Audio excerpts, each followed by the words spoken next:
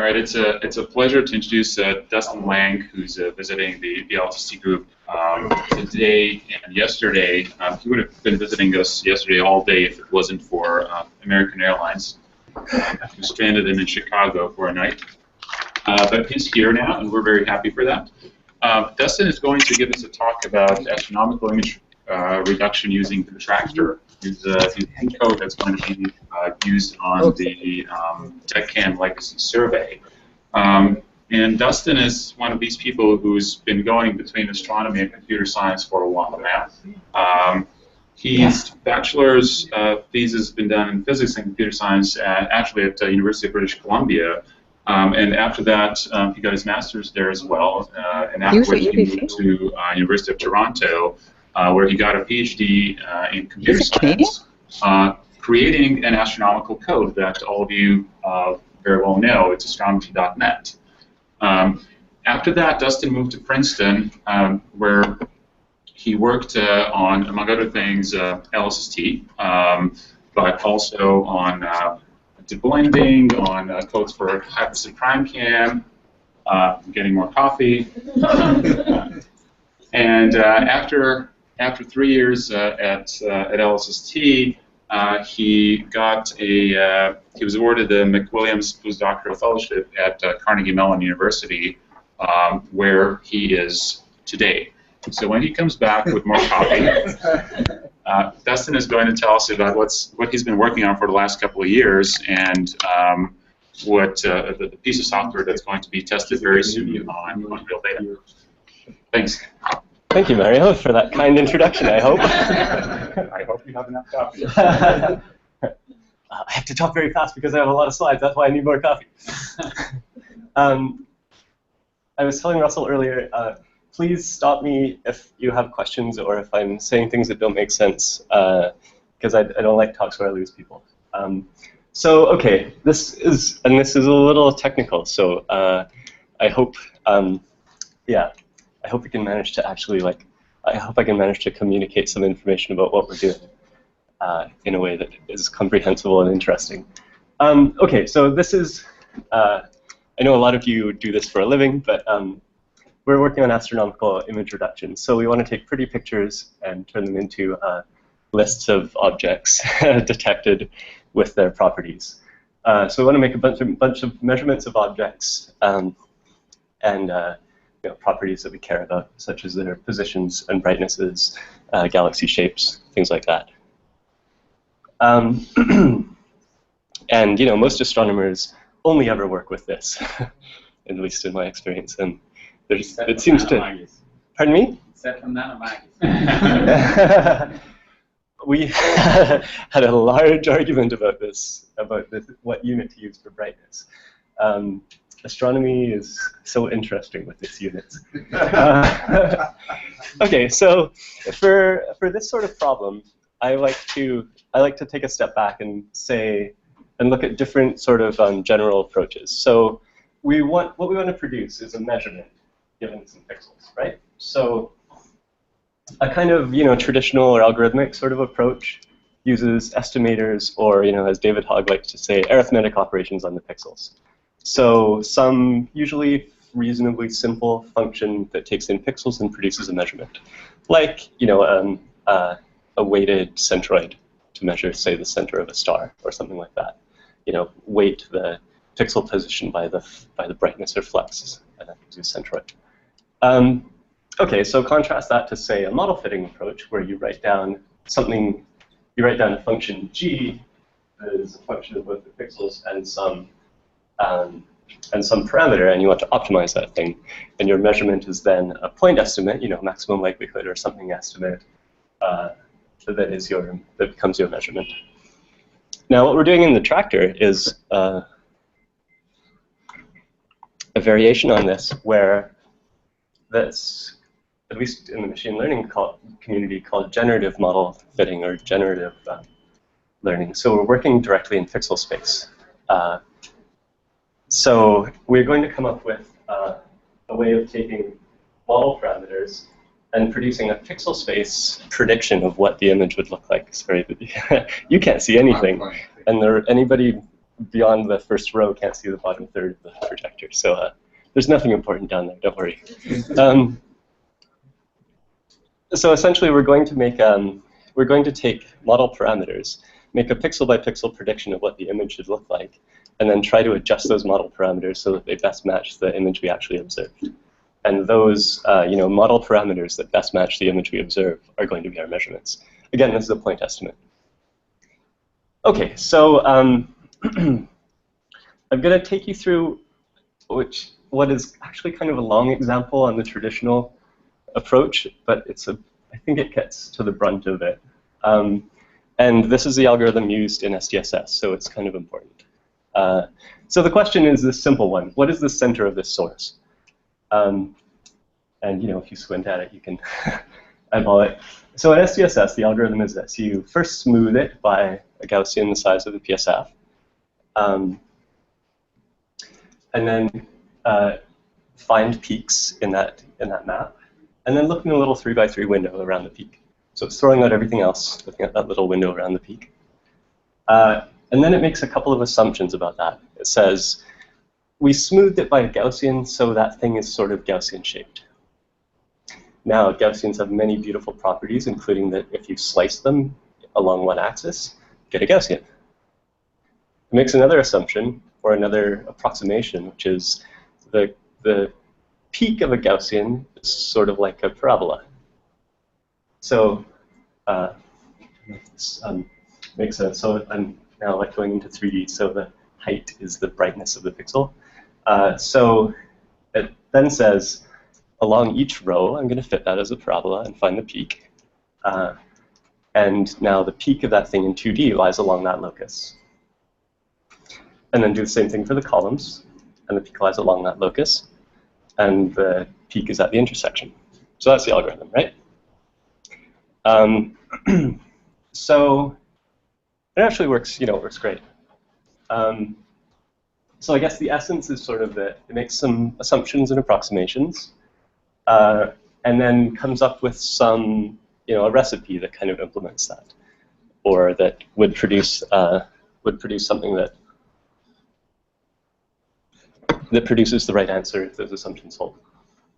And now, a couple of things are that it can be really hard to find these estimators, like to think up good approximations and good algorithms and approximations that will produce estimators. And they're almost always expressed in terms of a single image. So in other words, if you ask, like, how do I find the centroid if I have 10 exposures of the same part of sky? That's not really trivial to answer. It's a lot of work to come up with an estimator that does that instead of that previous algorithm. And it also usually assumes that you have all of the pixels, like that none of the pixels are masked for any reason.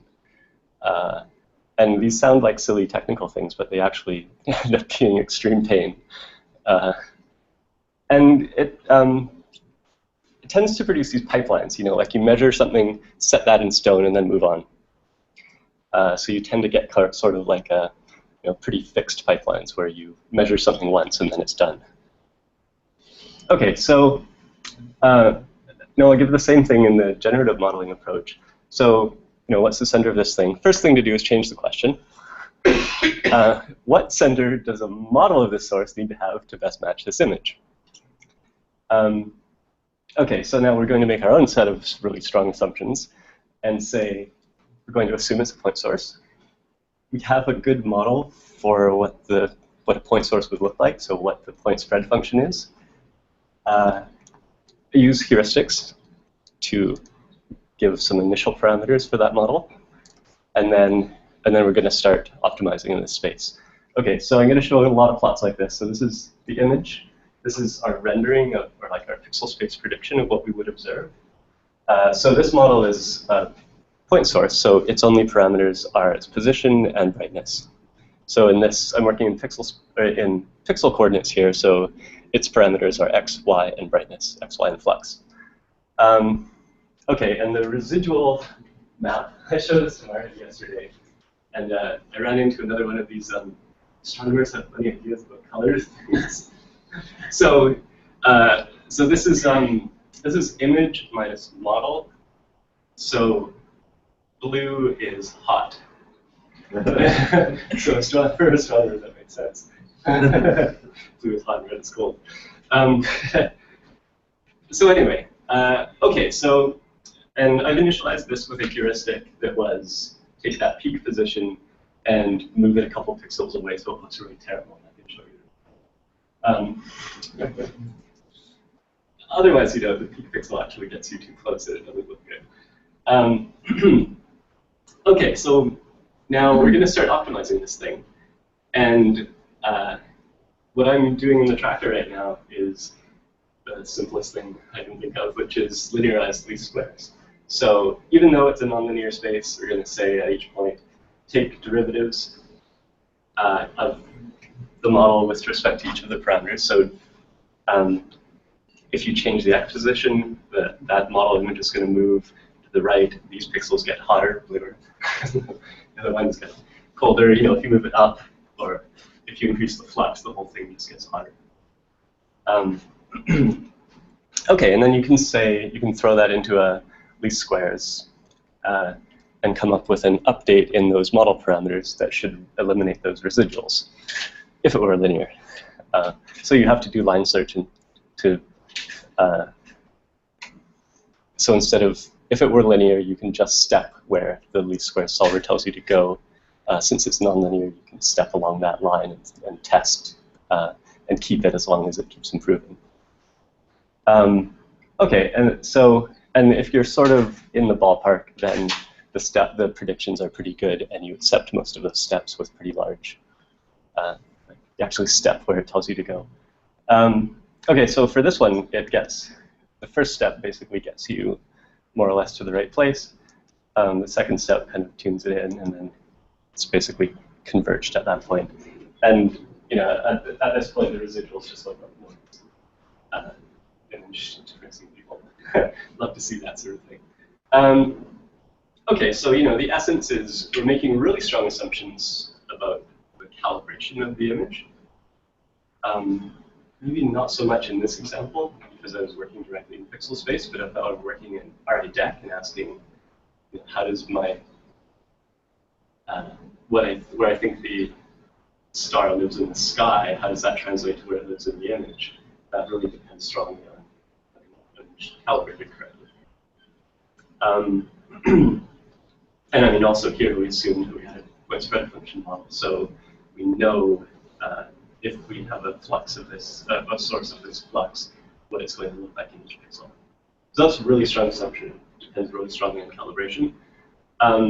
We have to assume we can parameterize the appearance of the sources in our images. So we have to say, if I have this is easy for stars, but for galaxies, galaxies are complicated things. So having a model that says, I have these few parameters I'm going to describe a galaxy is a pretty strong assumption, and then it breaks pretty quickly. The Andromeda people are like, yes. We took 300 million measurements. Okay, and so one nice part is that we're in a likelihood space or probability space. So one, it's an optimization problem, and also it's a special kind of optimization problem in that use things that come from here. Okay, so other remarks are you have to get heuristics to get into the ballpark. In theory, the whole thing is pretty clean. In practice, the optimizations can be really tough. And one kind of neat thing is that it enables this iterative sorts of solutions. So you could imagine doing something like saying, I'm not going to assume everything about the calibration. I'm going to let those be things that I'm going to measure as well. And then you could say, OK, I'm going to fit all of the sources in my image, assuming that all the calibration is constant, and then hold all the sources constant and fit for the calibration. So instead of measuring it once and setting it in stone, you can sort of revisit some decisions you've already made, which might sound horrific, actually. Sometimes you'd like to just measure it and be done with it, but still. Okay. Okay, so here's another picture of this. So the thing we want to measure is, in astronomer speak, a catalog that has all the parameters we want to measure for galaxies. So their positions and brightnesses. For galaxies, it might be like some profile and its like shape on the sky. For stars, this could include motion and variability. So that, along with image calibration. So the UCS tells you how you go from jet to positions in the image. And likewise, photometric calibration tells you how you go from brightness to like counts in the image or whatever units the image is in, and so on. So given those things, you can produce a model image, and that minus what you observed over what you think the error is per pixel gives a chi-squared value, and that becomes a likelihood. Yeah, Mario. Quick question. When you say model image, are you really talking about modeling something that's 4K by 4K, or are you talking about modeling smaller footprints of objects? Yeah, usually smaller footprints. I'll show you some pictures of that. If you have objects that are blended, do you do that simultaneously? Feel free to stop me if you're going to talk about that. Yeah, no, I will, yeah. But yes, right. We do. But although I've just finished a project where we did 2K by 2K images, and it was a cheaper version of this, where we held all the positions fixed and only wanted to fit for the brightnesses. So that becomes linear. So then it's a much easier problem. But yeah, you can handle pretty big problems. Okay, and then if so, here's one of the nice things. In this notation, if you want n copies of something, you just draw a box around it, put it in the corner. And in this framework, that actually works. Right? If you have n images, the catalog is shared between them. Each one has its own calibration, and then the likelihood is the product of all of the likelihoods for the individual images. So handling multiple images is just automatic. It comes for free. Whereas, in other approaches, handling multiple images is kind of horrific. Like, it often comes down to something like making a coat of the images, like adding together all of the data, adding together the bad data and the good data, and then doing something on that really sound image. It is very similar to crowded field photometry, right? Like, this is kind of the essence of what Adolfo does, but it's just the catalog is a much simpler thing. Right. Yeah, indeed. Right. Yeah, and galaxies are really where a lot of the challenge lies. Okay, and then if you're Bayesian, you say, well, these are parameters, so they all have priors. And that's also just simple here. Those are just more terms that go into the likelihood, or that go into the probability that you're optimizing. So that's kind of a nice feature as well. You can put in priors for free.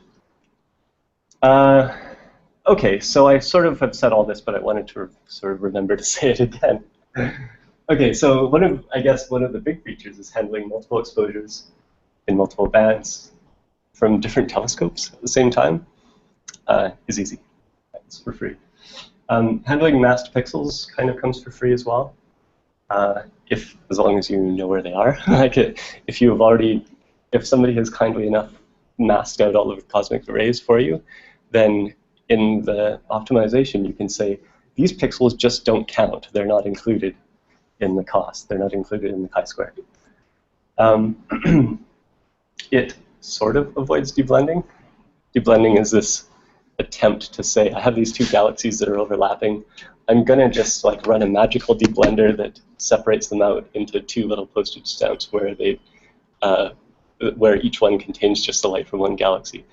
Very hard problem. So this sort of sidesteps that very hard problem. Okay, it's possible to go back and refit some of the calibration parameters. Easy to add priors or external information. So I like to kind of poke at this idea in astronomy that every time we have a new survey, we start from scratch. It's like, I have this amazing new data set. I'm going to start reducing it as though I've never seen the sky before.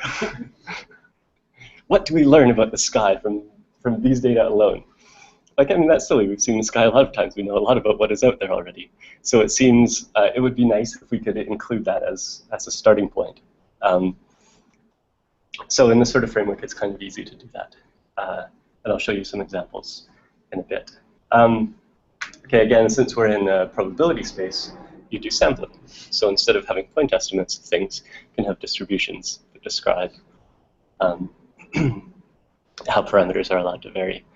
And another thing that I've been working with some computer scientists lately, or statisticians, and they don't like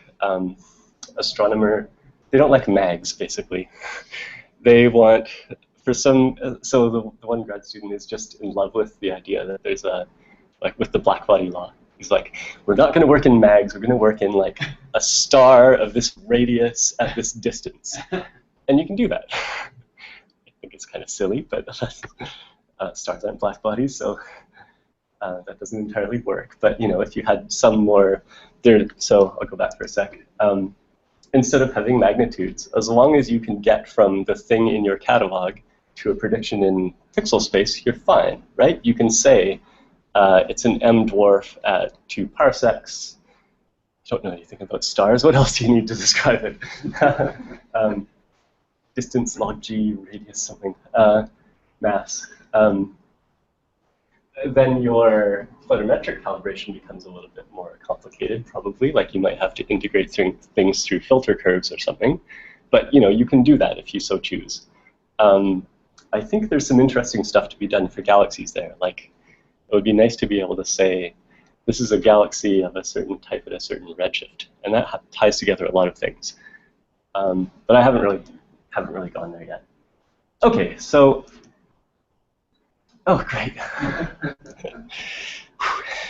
That's exciting. All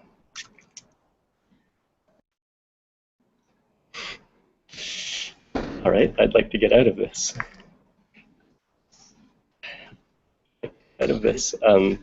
Viewer now. Always exciting, isn't it? Adobe Reader, we will put you.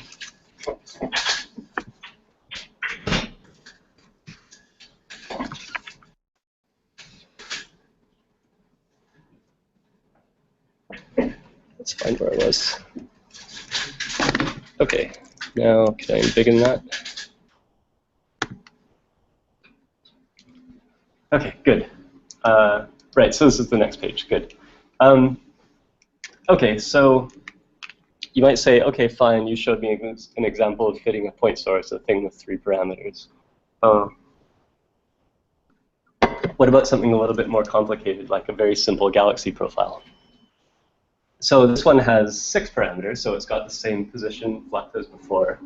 And then it has a description of an ellipse on the sky. So it's got a radius and then these 2 ellipticity parameters that just describe its like axis ratio and position angle. And it actually, you know, surprisingly quickly. So the first step gets you to sort of there. So let's look at this again. So the radius, if you hold everything else fixed and you make the radius larger, then it broadens it out. So the peak becomes fainter and the wings become brighter. So that's sort of what this shows you. And then this shows you a rotation. It shows you a rotation in the other direction. I don't entirely understand this. I don't have a nice feeling for this parameterization of ellipses, but it's very well behaved in parameter space. Weak lensing people use it, so it's pretty good. So, you know, essentially within a few steps you get to the right answer. There, I think that's about it. At that point, it's basically just fine-tuning. Okay, and then here's like Maria's question. Okay, you've got 2 galaxies next to each other. What happens? And it works pretty much fine. Like in a similar number of steps, it can actually sort of figure out these 2 things that are overlapping. So it's, the image on the left, is that real data or is it simulated? Yeah. Oh, good. You caught me on it. It's a simulation, so of course it works, right? So again, this is this is one of those very strong assumptions or weaknesses that here I assumed that the data actually live in the space that we can cover with our model, right? That's really, yeah. Julianne. How do you penalize putting in image components? Yeah, that is hard. That's really hard. And carry on. Yeah. So no. Okay. This is good. So that's basically another one of those heuristics or assumptions that we know how many things are there and what kind they are. So in this model, I put in 2 galaxies of the right type. So I kind of put the model in the right space where the right answer actually exists. Finding that space is also not easy. So what we're doing in the survey I'll talk about later is for faint things we initialize them as point sources, because actually you can do a pretty good job explaining tiny little faint fuzzy things as point sources. And then we try changing it to a galaxy model and see if that improves things by enough. So we do a model selection cut. It's not ideal, it's hard actually. Okay. And then I was going to show something about sampling, but I'm going to skip that. You can talk about it. You can ask later if you want to see funny sampling things. Okay, so other things you can do are like you can deal with things that are moving or changing over time. I probably shouldn't have put this example in because it's not as good as the next one, but it's more clear maybe. This was using data from the WISE satellite, and so it gets roughly an image every year. And if you put in the model that this is a point source that's not moving, you end up with these little dipole kind of residuals where it's sort of brighter on opposite sides in the 2 epochs. Whereas if you put in a model that has motion, it's allowed to move it between the periods, and you can sort of zero out those dipoles. Now, it would be fair to say, well, this thing's really bright. You just measure the centroid of it in the 2 epochs and draw a line between them. That's true.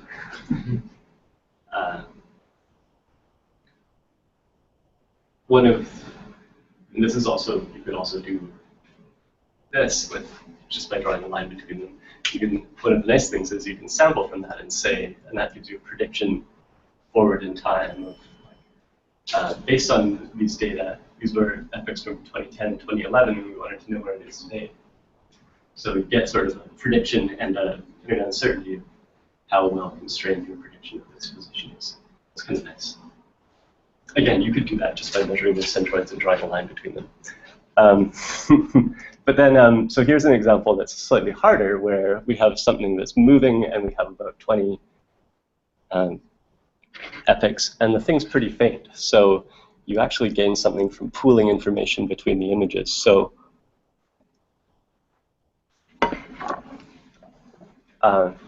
this is a faint brown dwarf measured in SPSS, straight 82. And this is the model that we arrive at of its motion over time, and that's over those several years.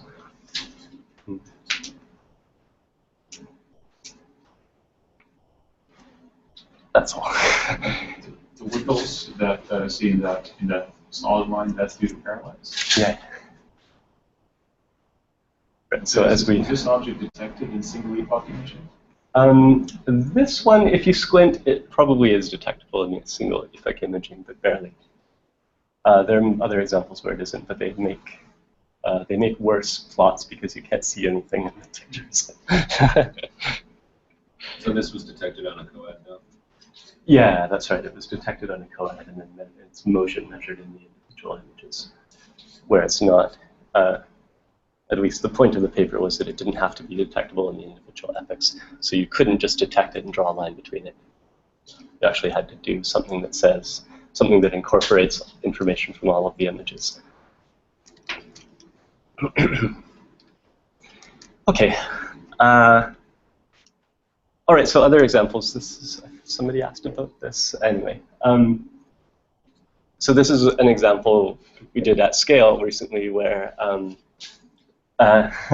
we took objects measured in SPSS and said we're going to use those as a very strong prior on what we're going to see in WISE. Right? So WISE observes in the infrared. It has great honk in pixels. Pixels are 8 times bigger than SPSS pixels. So a lot of things you observe that are resolved in SPSS are blended together in WISE. So if you look only at WISE, so of course they did the approach where they said, we've got incredible new data from our satellite, we're going to reduce them as though we've never seen the sky before, and they produced a catalog with that. So they have these two sources. In SPSS, of course, it's much more clear on my screen, but there's a very well detected object in the middle there, right? So what we did is say, we know these 3 objects exist at these positions, and we're going to ask how bright do each of them have to be to best match this image? And the result is this, where in fact this middle thing ends up being pretty bright. You could have detected it in WISE if it were isolated, but the fact that it's blended together means you can't individually resolve that there are 2 objects there. So that means probably this thing was measured as brighter than it's supposed to be, and this thing is just non-existent. And that turns out to be a quasar at redshift equivalent 4. We targeted that with SPSS. Did WISE people ever point out that spawn doesn't cover the whole sky? Yes. Why did we unpack that? Why did we send that camera to the Smithsonian before we covered the whole sky?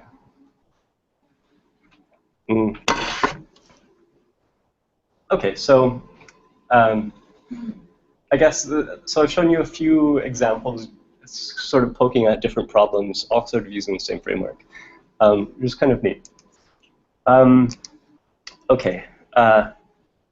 Oh yeah, right. So we're using the results of this for SPSS for EBOS. It turns out that quasars and luminous red galaxies are very bright in the WISE bands, so it's quite valuable to have these measurements, even though sometimes they're only so sometimes they're blended together like this, and sometimes they're actually only like 3-4 sigma measurements, so they're not quite bright enough to be like individually detectable in WISE, but they're still a pretty strong discriminant. So I'm happy that that is being used in SPSS4.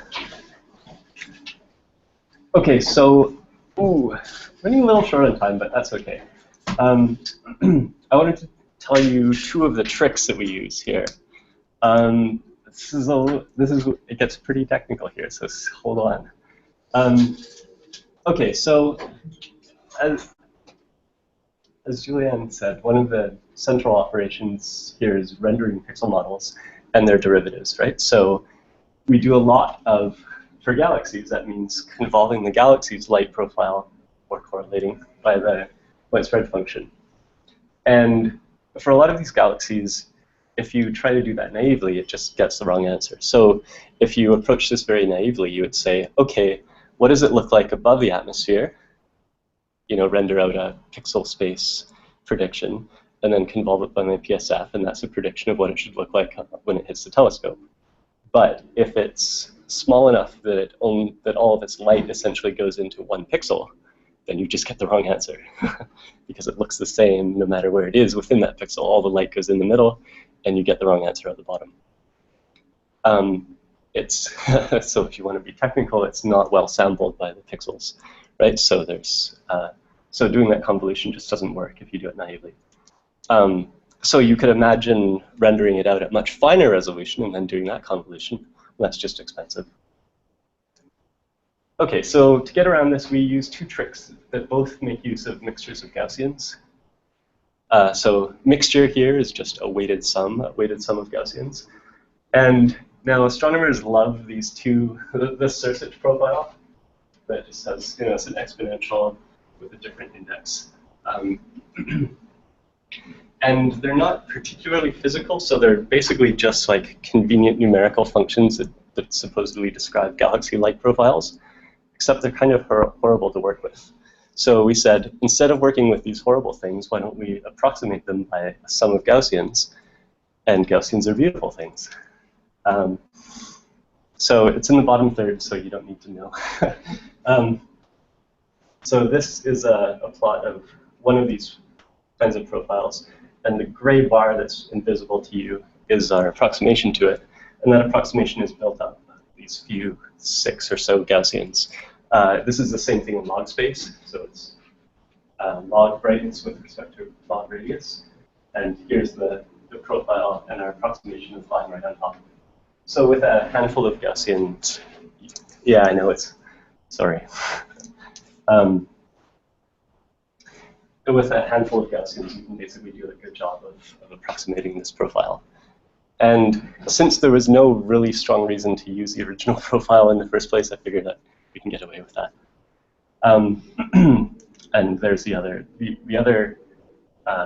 Duvaucouleurs profile is especially horrible. It goes, it's very, very peaky in the middle, so it's very hard to work with numerically. But the Gaussian approximation is fantastic to work with. Okay, so both of these tricks I'm going to make use of this approximation for galaxy profiles. So convolution trick number 1 is use those galaxy profiles. Also approximate the point spread function as a sum of Gaussians. This is questionable, but the reason it works is that then you're convolving Gaussian by Gaussian, and that's analytic. So now you end up with, if you had an approximation of n components in the PSF and n components in the galaxy, you end up with n1 times n2 many Gaussian components in the convolution. Here's an example of DE-CAM data where we take this point spread function and approximate it with 2 Gaussians. Those are the residuals. So, it tends to kind of capture the core and leave some of the fine details unexplained. And do all Gaussians have the same center? In these, they don't. So for the galaxy, skewed. Yeah, that's right. They're general Gaussians, so their centers and their centers and covariances can all change independently. So it takes surprisingly few to do a decent job. Fitting them can be a bit of a pain. So in principle, you should be able to represent virtually anything given enough Gaussians. A Gaussian with 0 variance is a delta function, and you can approximate anything with a mixture of delta functions. So yes, in the trivial limit, that is true. I said in principle. Yeah, exactly. Exactly, right. In principle, that is true. Okay, so then here's an example where we have this galaxy profile. I did the bad thing and rendered it as it would look above the atmosphere. It's approximated by this set of Gaussians. You convolve it by this, and you get this, set of many Gaussians that we then have to evaluate. So we have, say, 12 Gaussians that we have to evaluate on a whatever 20 by 20 pixel grid. So it involves doing a lot of exponential calls in the code, and that's the prediction of what it should look in pixel space once that convolution has been done. Okay, so that makes this nice feature of the Gaussian that their convolutions are analytic, but requires that we approximate the point spread function with Gaussians, which is maybe a little dicey. Convolution trick number 2. This is one that's newer, so every time I revisit it, I doubt it, and I think I must have made a mistake because it seems too good to be true. So I'm not entirely convinced it isn't true, that it isn't. I can't keep track of that many. Okay, so this one says, use a pixelized PSF model, take its Fourier transform, and now use this other nice property of Gaussians, that they have analytic Fourier transforms. So the Fourier transform of a Gaussian is a Gaussian, right? So here's the PSF, and here's its Fourier transform. And now we can take this galaxy profile. We're never going to evaluate this, and we can say directly whether that this set of Gaussians in pixel space has maps into a set of Gaussians in Fourier space, and we can evaluate that directly on the same frequency group. So, and then their product becomes a thing of the inverse Fourier transform to get at the answer. So this is very nice because the thing it does is that if you're, so the problem always arises when the galaxy gets really small. And what happens then in Fourier space is it gets big in Fourier space. And the problem happens when you hit the edge of the box and you have power outside the box. If you render what it would look like above the atmosphere and then take the Fourier transform of that, what happens is that power that's outside the box gets aliased into the box and turns into noise, or like it destroys your image, right? So the nice thing here is that by doing that Fourier transform analytically, all of the power outside the box is perfectly clipped. So it's essentially a perfect low-pass filter. This is the part that seems too good to be true. And the thing it relies upon, or the thing that makes this true, is that if the PSF is well sampled, then by definition it has no power outside of this frequency box. And when you multiply them together, if the galaxy had any power outside of that frequency box, it would get clipped to 0. Right? So the fact that you're convolving it by something that has no power outside of that frequency box means that it's doing the right, that you never have to look at that part of frequency space. I got lost here. I thought the first trick was to express stellar image as linear combination of Gaussians. They got galaxy, that's linear combination of Gaussians. And then the convolution is just analytic convolution of each pair of Gaussians. Right. So how did I end up with Fourier transforms now? Who do I need them for? Oh, well, this is a different trick, an alternative trick. Oh, alternative. Yeah, sorry. I should have made that more clear. I'm sorry. So that's if you're willing, the first trick is if you're willing to accept approximating your point spread function as a mixture of Gaussians. And this is if you're not willing to do that and you want to stay with the pixelized version. Sorry. Okay. And I, I really want to run this at scale, but I haven't yet, because I'm really interested to see if it actually works as it says on the tin. Okay, so these are some of the tricks that kind of that help this thing actually run at speed. I'm at time. Wow. Started at 12:15. Yeah, we're supposed to go. It should be 45 minutes, right? And then time for questions. Wait till you see the list of possible questions. Okay, so I'll take you a little bit quickly through this dark energy camera legacy survey we're doing, where we're actually using the tractor to do all the reductions. It's turning out to be very painful, but that's another story. So this survey is it's kind of a big small survey. We have something like 64 nights on DECam, and we'll eventually collect 3-band images over 6,000 square degrees. A couple mags deeper than SPSS. So here's an SPSS image of a patch of sky and our image on the right.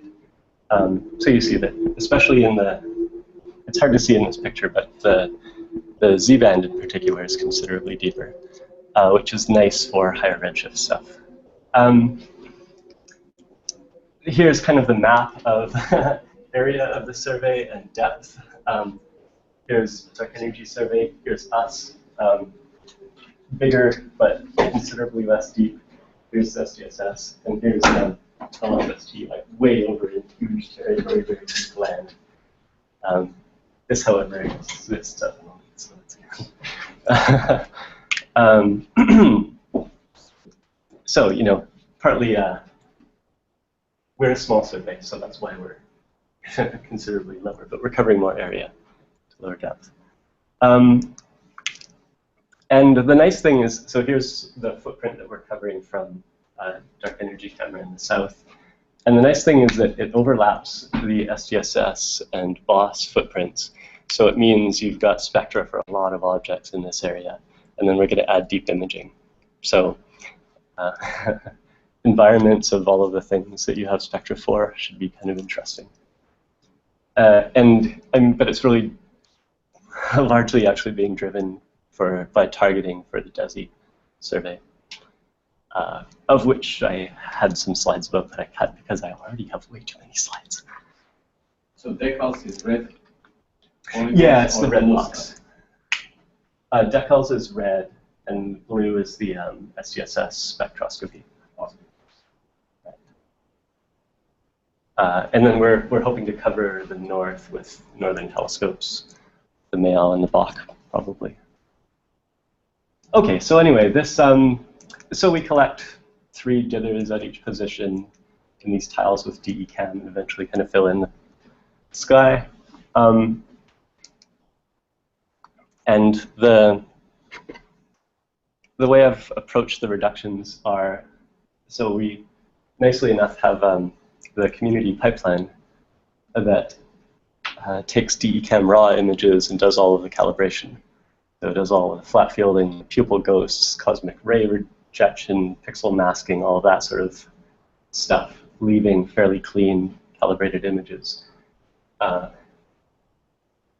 using PSFX for PSF models, fix that. And again, I'm going to say, we're not going to pretend this is the first time we've seen the sky. So SPSS has really good measurements for at the bright end. We're going to start with those, and then add in detections that only we can detect.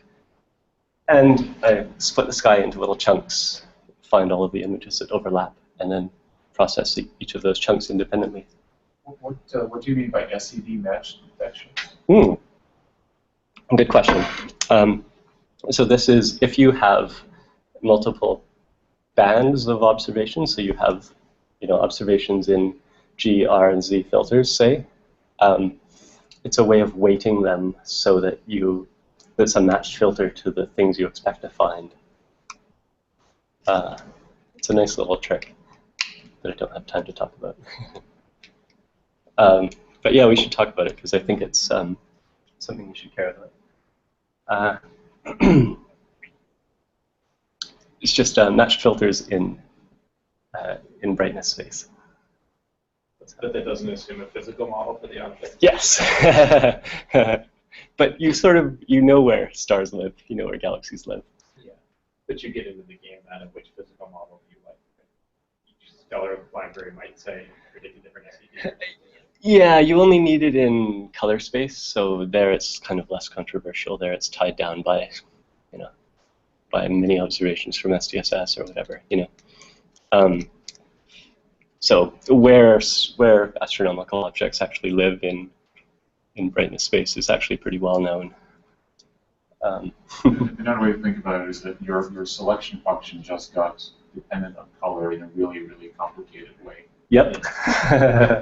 Right, but on the other hand, we're naturally wary of single band detections unless they're really strong detections, right? So doing a straight signal to noise cut, often, we have strong priors that aren't encoded in that, whereas this actually does sort of encode it. Right? Because you'll come up with a detection even if it doesn't obey any physical SED, as long as it's a really haunting detection. Yep. And we still get burned by that. We still detect cosmic rays and asteroids and stuff. There's not much of a way around. Well, there might be ways around that, but yeah. Anyway, that's so anyway, I'll just take you through a few pictures. So here's that SPSS image again. Here are all the SPSS sources detected. So you see it kind of hits the bright end, and there's a few things that are left over. So it's again really hard to see on the projector, but there's some stuff here that are things that are pretty well detected in our images. And so these are all of the things we detect the extra objects we detect added in. So you see those guys are probably pretty clear. Here's like there's a little like maybe cosmic ray remnant or something up there. You know, they're supposed to look pretty faint. They're they're dicey. There's 6 sigma detections or something in the stacks.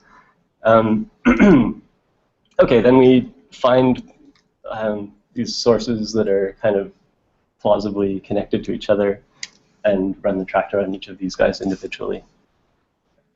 So each of these little blobs of sources will get fit with these models. Oops. Okay, and then here's, I'm going to show you the image and then the model prediction. So it's pretty cool, right? I'll flip back and forth a couple times. Image, model, image, model. It's pretty cool.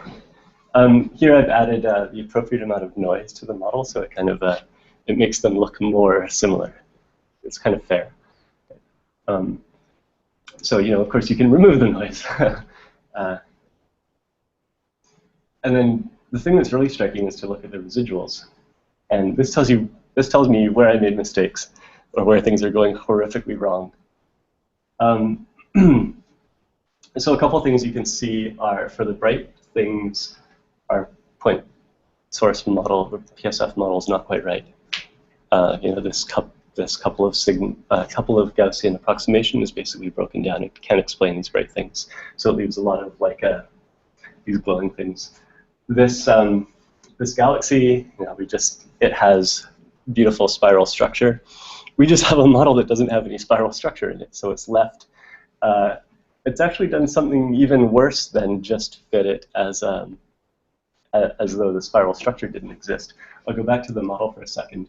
It's a little bit hard to see, but the SPSS catalog contains this object, and then an extra little one there that captures one of the spiral arms. So one of the spiral arms appears as a galaxy of its own.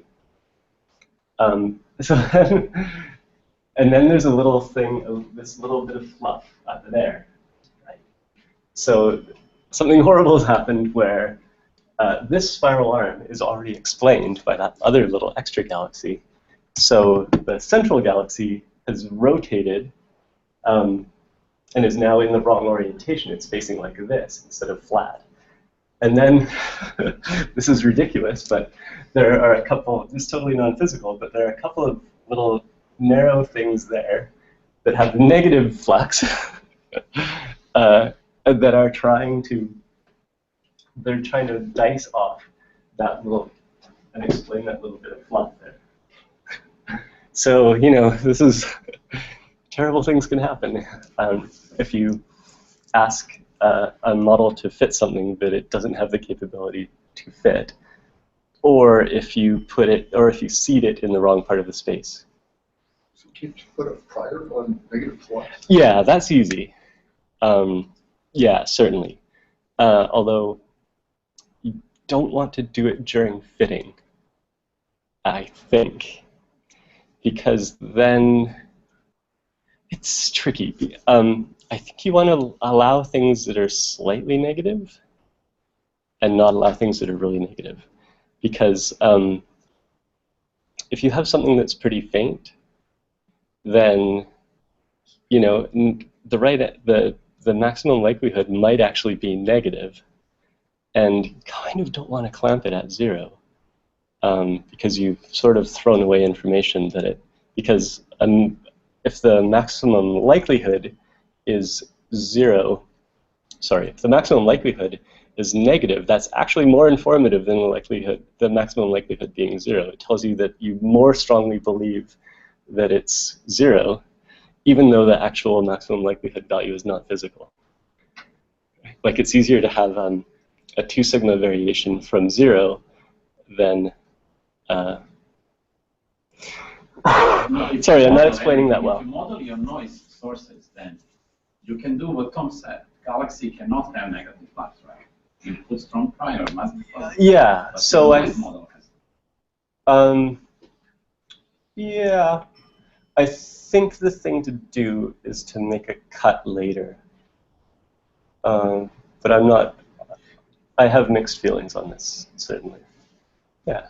Are you allowing for new sources, or are you just putting the SPSS ones here? So are those negative ones something that you're... Yeah, they're new ones. So I think they must be basically things that were quite faint, and then they went off into some crazy part of the parameter space. You say in one sentence, what does adding Sloan sources buy? What if you didn't have Sloan? I'm not sure. I think it buys me getting into the right ballpark quickly. And so that's one thing that's pretty useful. And the other is it has a deblender. So although I said it's nice to sidestep deblending, I'll take it if I can get it. So it's surprising. To the right hand with blended sources and stuff. Yes, exactly. Right. And if you didn't have Sloan, then you could run something like Sloan deblender and get around it. Yeah. Is that fair? Right, or LSST deblender. It's kind of, they're sort of similar. So the other thing I think, let's see. And these you find automatically, or these big residuals, you can just go and have some cut on the intensity of residual image and then find all the problems. Yeah, we do some metrics, but I haven't really looked in detail on what cuts you need to sort of say this whole area is just terrible and should be ignored or what. You get the chi-square, right? Yeah. It's and that tells you something. Yeah, indeed. It says, in the middle here, it says everything's going fine. It's just where, basically, I mean, the short answer is where there's bright stuff. It's really, that gets harder. If you. Did you do this iterative thing where you allowed your PSF to change, or were you using a fixed PSF? Using the fixed PSF here, yeah. So the SPSS information would help you in that step because you have more confidence in your sources when you went to try to fit your PSF in some sense, right? Like, yeah, that's true, right. Yeah. Okay, I'm going to wrap up because I'm way past time now. But I think, yeah, going back to the residuals would be interesting because here's a place where, I'll go back to the model for a sec. In the image, there's kind of it's hard to see here, but there's a little object there. And the model just doesn't have anything there. That was too close to the other bright thing to detect as an individual peak. So then this thing tries to grow bigger and in this direction to pick up that extra flux. So what you're left with is this still little point in the middle that's kind of unexplained, and then sort of a bad fit around that thing. So I think there is some chance of looking at the residuals and saying, oh, there's something going on here. Can we fix that by putting in a source? So basically model selection in some sense, or allowing, or at least allowing one extra object or something like that for each footprint until it pops off. Right, yeah, exactly. So that's kind of nice, right? You can go back and say, oh, given what I've already measured, what's still left to be explained, or like how could I improve this a little bit? Okay, I'm going to wrap up. This is sort of like other places where things go wrong. So this is like at an edge of a chip, there's some glow or some, I don't know, something going on. And we obediently enough fit it with a bunch of green, long, thin, fluffy galaxies. You're welcome.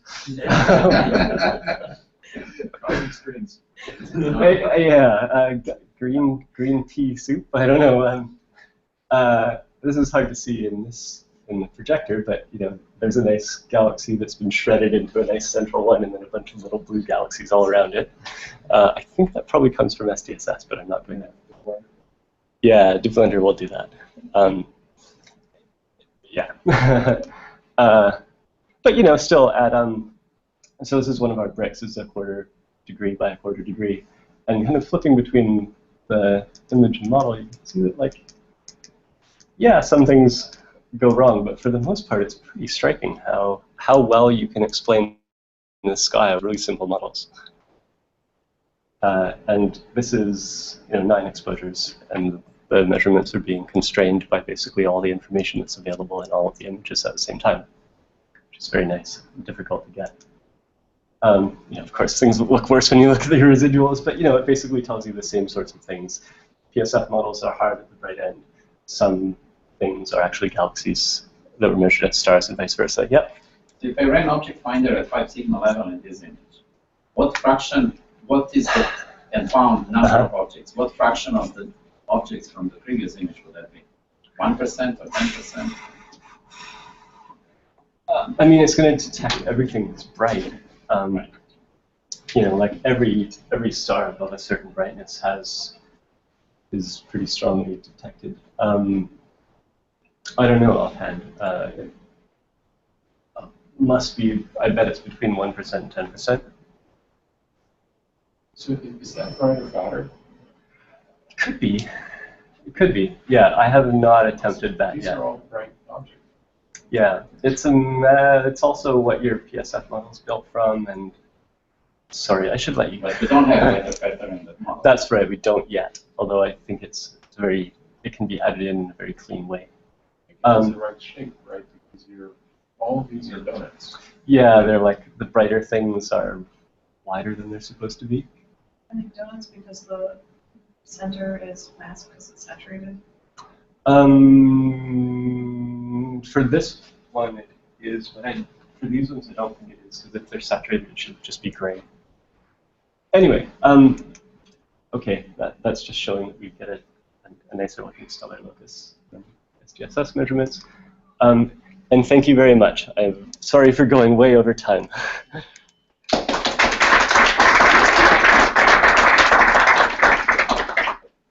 Maybe 1 or 2 questions for Dustin. Yeah, you could. There's lots you could choose from. See, I could. Mario told me it was a 3-hour time slot, and I had to cut viciously. So I have one, and as you answer, keep in mind that Jim's probably listening in. So how does the approach with multiple Gaussians compare to the approach with shapelets? I don't know. I have not tested it. I am eagerly awaiting the arrival of multi-fit. I don't know. I think it. So Gaussians are not really the right basis set, but I don't know that shapelets are a better basis set. Do you think that is it computationally? Is it possible to be computationally more efficient? I have no informed opinion on this matter. We'll try it out. Pardon? A year from now, we'll try out both. Yeah, I mean, I hope that I can learn some things for Jim. I hope that you can use some of the things we learn in this one. Yeah, I've been stealing ideas from Dustin for a long time. And write it up. That can inform some of these things. It's an experiment. So you have the residuals against the coed. Do you have any examples of like the residuals against the individual images? Oh yeah, yeah, but no pictures of them at the moment.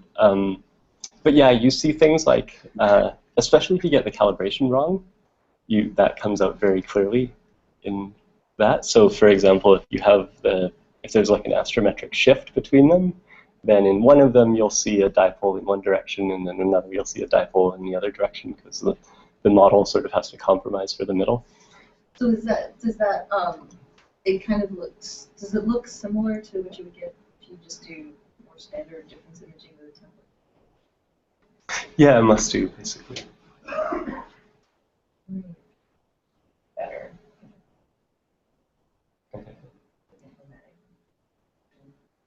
Thanks to talk to Dustin the rest of the day. All right, thank you guys.